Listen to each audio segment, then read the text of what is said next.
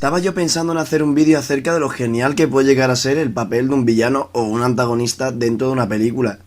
Me acordé desde Darth Vader hasta Scar del Rey León. Sin embargo, se me vinieron tres nombres muy marcados a la cabeza. El magnífico coronel Hans Landa, interpretado por Christopher Waltz en Malditos Bastardos. El increíble Aníbal Lecter y, cómo no, el Joker o el Guasón en Latinoamérica, de Heath Ledger. Así que he decidido grabar este vídeo titulado Creación del antagonista perfecto. Esta serie de videotutoriales, entre comillas, va a constar de dos partes. Una lección básica acerca de los ingredientes necesarios para la creación del antagonista como primera parte, y una segunda lección práctica analizando a un antagonista en concreto. Parte 1. Estas son las características básicas y apuntes que creo que pueden hacer de un personaje un gran villano o antagonista. En primer lugar, debe tener un buen motivo para ir en contra de los protagonistas o para verse corrompido. Los villanos que hacen el mal por el mal son, a mi parecer, muy aburridos. Pueden ser poderosos, pueden ser millonarios o con influencias, pero al fin y al cabo será un villano sin profundidad. Los jugadores no sentirán ningún tipo de empatía hacia el villano, si estuviésemos hablando una partida de rol, por ejemplo, e irán a machacarlo sin piedad solo porque es su deber detenerlo. Pero no habrá ningún sentido de la épica de por medio, y eso es malo. Aunque al final un villano sea totalmente maligno, debe tener una historia que explique cómo llegó a ese punto, ¿vale? Eso es muy importante. Lo más normal es que nuestros villanos estén corruptos por ambición, vanidad o simplemente por el hecho de que son fuertes, un típico abusón de instituto, ¿vale? Sin embargo, algunos villanos son tan raros que ni siquiera saben que lo son. Surgen con ideas más extrañas e interesantes, algunos solo buscan ser aceptados o queridos, otros solo quieren salvar a su país, aunque eso lleve a cometer acciones terribles, y otros no quieren someterse al sistema impuesto o simplemente buscan venganza por algo cruel que les hicieron y quieren hacerle pagar, pues, a dichas personas o al mundo en general, ni idea. El caso es que a nuestro villano le ronda algo por la cabeza y los héroes están en medio. Pero, ¿por qué? Eso ya es decisión del creador, bueno, del escritor, del guionista o del creador de la partida de rol, porque como veréis más adelante, quizá en el siguiente vídeo, lo de la partida de rol es un tema muy interesante para tratar la creación de un villano o de un antagonista, ¿vale? Igual que escribir un libro. Creando el origen de nuestro villano, podremos dar lugar a la posibilidad de que los jugadores o que el espectador lo descubra, ¿vale? Y entonces ocurre algo fantástico, surge la chispa del perfecto conflicto interno en los protagonistas. Acaban de comprender que el villano tiene sus razones, tiene sus motivos. Pueden que sientan pena por él, que lo entiendan y duden, o lo que es mejor, quizás piensen que ellos hubieran hecho lo mismo en su situación, ponerse el espectador en la piel del villano.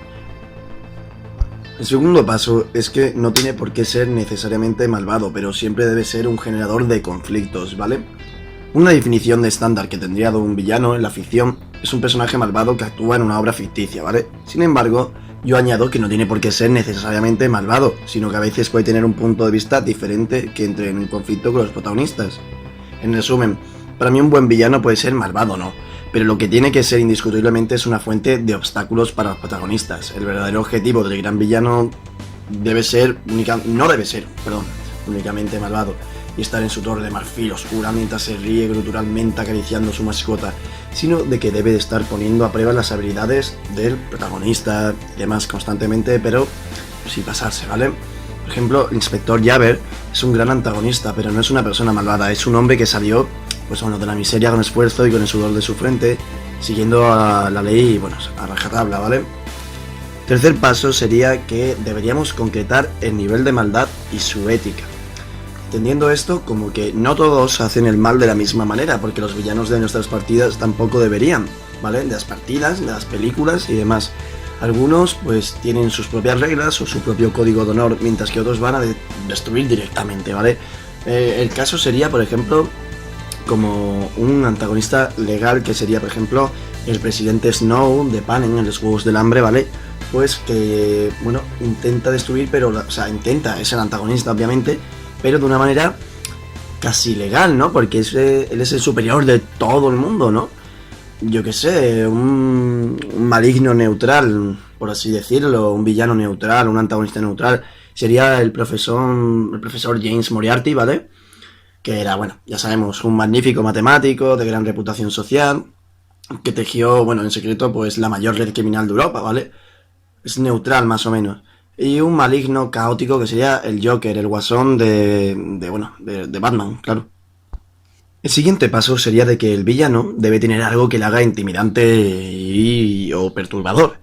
El gran villano que creemos para nuestra partida, para nuestra película, para nuestro libro, lo que sea, debe ser intocable para cualquier persona corriente, ¿vale? Y al principio incluso para los protagonistas. Deben ser poderosos, pero no tienen por qué ser por su fuerza o su destreza al luchar. También pueden ser por su enorme inteligencia o su sabiduría. Su poder puede deberse por sus grandes influencias, por su posición, autoridad sociomilitar, por ser un completo genio en su terreno. Hay mil ideas, desde un agente corrupto de la ley, el preferido del emperador, un científico de una benévola, yo qué sé, una benévola empresa farmacéutica, perdón, un poderoso magnate que se esconde tras una aparente empresa de, yo qué sé, de desmantelamiento nuclear, o un genio de los bajos fondos con muchos seguidores. Por ejemplo, yo qué sé, Darth Vader es el máximo exponente del villano intimidante, ¿no? No es solo su aspecto, sino que también ayuda a su actitud persecutoria, firme, agresiva, autoritaria. Yo que sé, es la mano derecha del emperador y tiene tras de sí, a las legiones del imperio. Por otro lado, también los hay que no tienen poder alguno, pero que incluso encerrados en una jaula parecen indestructibles. Es el caso de Aníbal Lecter, ¿no? Su intimidación no se basa en el poder ni en la fortuna, sino en una inteligencia abismalmente superior al resto de las personas. Sus capacidades de deducción y observación son sublimes e intimida a los héroes con sus palabras, con expresiones tan claras y perturbadoras que dan miedo. Claro que, aunque estos villanos pueden ser un peligro no real, sus ideas no dejan de ser intimidatorias. Tampoco hay que olvidar, en el siguiente paso, ponerle un buen defecto a nuestro villano, porque tampoco puede ser indestructible, ¿vale? Por ejemplo, ¿habéis tenido alguna partida en la que el máster, los que jugáis al rol, tiene un villano que les encanta y que es súper poderoso y súper mega guay y cada vez que aparece os da una hostia hasta en el carnet de identidad? ¿Vale? O de esos que obligatoriamente se te escapan de las manos porque el match te obliga a que lo veas escapar a pesar de tus esfuerzos. Pues si os parece frustrante, acordad de ponerle una buena debilidad a vuestro villano antes de meterlo en la mesa, en la película, en el libro, donde sea. Pero no una debilidad que se vea a simple vista, sino que sea algo más intangible, ¿vale? Algo que tengan que investigar, pues los protagonistas si de verdad quieren deshacerse de él de una vez por todas. Si los protagonistas descubren que el malo es muy avaricioso, está obsesionado con el oro, por ejemplo, podrían engañarle de alguna manera y tenderle una trampa, o por el contrario, si descubren que es muy cruel, podrían convencer a alguno de sus secuaces maltratados para que les ayude a derrotar al malo. Podrían descubrir que, yo qué sé, es muy enamoradísimo, con lo que un personaje protagonista carismático podría seducirle y hacerle bajar la guardia y todo eso, ¿vale? Hay muchos defectos humanos donde elegir, la verdad. Escoge uno y se lo ponemos al villano. Pero no lo hagas muy evidente, ¿vale? Deja que sean los protagonistas quienes lo averigüen, el espectador poniéndose en la piel del protagonista, ¿vale? Por ejemplo, Voldemort, he dicho. Voldemort, el mago tenebroso de Harry Potter, consigue el modo de alcanzar la inmortalidad, con lo que se diría que es un villano indestructible, ¿no? Sin embargo, no es invencible porque para conseguir todo, tiene que dividir su alma en 7 partes, metiendo 6 de ellas en unos objetos o personas llamados Horcruxes. Yo creo que Voldemort sería el ejemplo perfecto. Otro punto importante sería que debe aparecer en momentos claves, ni tanto ni tampoco, ¿eh? 50-50. Los personajes que aparecen de forma muy repentina como el gran villano pierden gracia. Lo interesante es conocer su existencia dentro, pero ir descubriendo en profundidad al villano y su personalidad a lo largo, de la película, del libro, como siempre, ¿vale? Todos los encuentros con un gran villano deben ser memorables de una manera u otra. Por ejemplo, Saruman en El Señor de los Anillos tampoco aparece mucho, pero todo el mundo tiene claro que es un villano.